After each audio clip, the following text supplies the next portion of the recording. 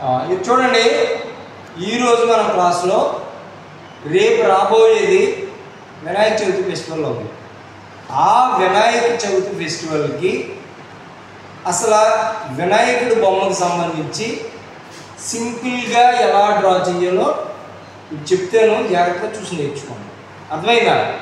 దీనికి చుట్టూరు అవుట్లైన్ చేసి కలర్ సింపుల్గా డ్రా చేయొచ్చు. ఎలా చేయొచ్చు అన్నది ఈరోజు ఇస్తాను, జాగ్రత్తగా చూసి నేర్చుకోండి ఫస్ట్. ఏమా? ఓకే. ఫస్ట్ వన్,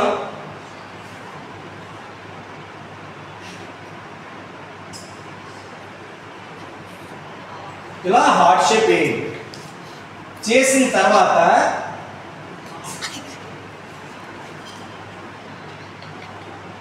ఇక్కడ కొండం ఉంటుంది, ఆ కొండం ఏదైతే ఉందో దాన్ని డ్రా చేస్తాం. నెక్స్ట్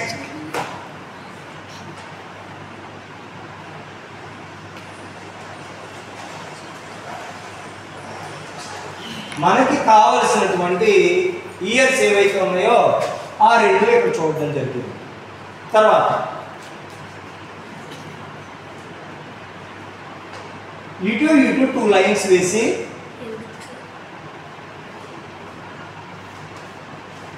ఇది క్లోజ్ చేసాం. చేసిన తర్వాత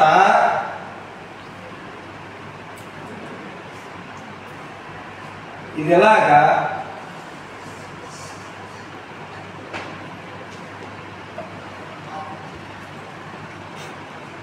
ఇది ఎలా చేయాలి? చేశాక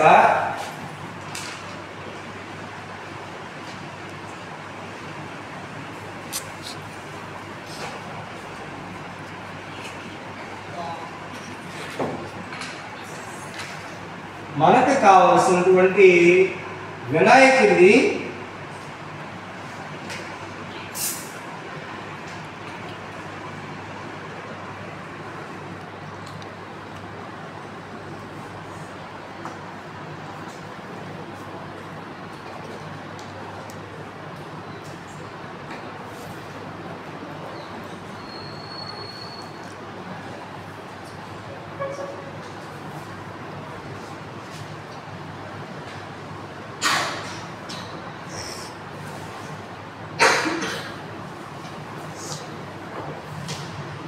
ఇప్పుడు జాగ్రత్తగా అబ్జర్వ్ చేయండి.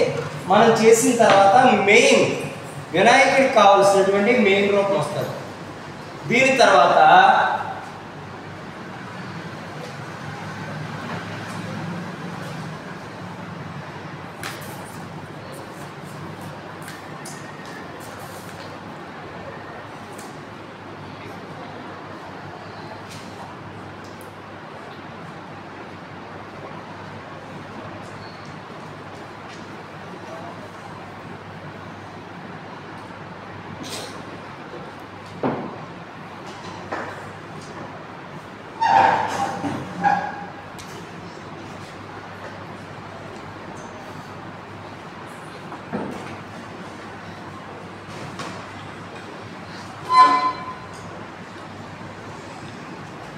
ఇప్పుడు మనకి కావాల్సినటువంటి వినాయకుడి బొమ్మ ఎంత అంటే చాలా వరకు మనకు కావాల్సింది వచ్చేస్తుంది.